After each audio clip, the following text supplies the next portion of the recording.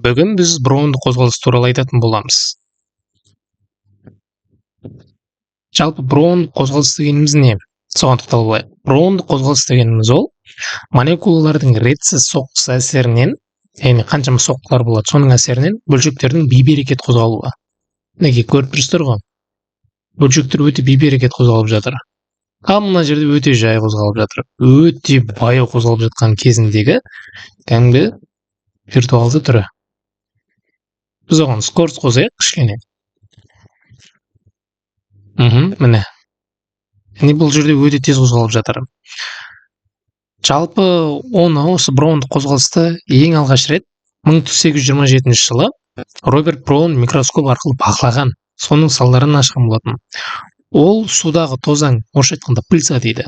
Сол бөлшектерінің өздігінен қозғалып тұрғанын байқаған. Осының арқасында бізде броунды қозғалысқа ашылған болатын. Енді қарапайым тілмен жеткізіп берейік сіздерге. Суда кішкентай бөлшек түрделіп, ол неге қозғалады? Бір қарапайым суды алайық. Ол жерде кішкентай бөлшек түрде елестелейік. Ол неге қозғалады? Себебі ол жердегі су молекулалар үнемі қозғалыста болады, үнемі. Олар әлгі бөлшекке әр жақтан соқтығысады, әр жақтан, алынан, сол жағынан деген секілді көп. Соққылар тең емес болғандықтан бөлшек ары бері секіріп қозғалады. Мынау секілді. Қызыл тұр ғой? Қып-қызыл осы секілді. Қаншама жол жүріп тастайды мына траектория. Енді бұл жерде негізгі ерекшеліктерін тоқталып кетейік. Бұл жерде ретсіз хаос қозғалып жатыр. Міне, біріншіден. Екіншіден, үздіксіз жүретін бұл процесс. Үшіншіден, температура артса, бізде қозғалыста күшейетін болады. Міне. Мына жерде температура өте төмен. Міне. Өте төмен деп алдық. Мен қазір скорость қоса берем, міне.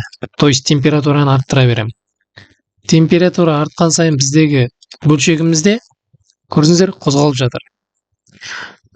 Төртіншіден, бөлшек неғұрлым кіші болса, қозғалыс соғұрлым айқындала түседі.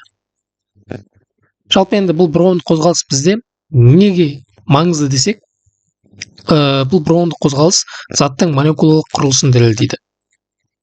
Молекулалардың бар екенін көрсетеді.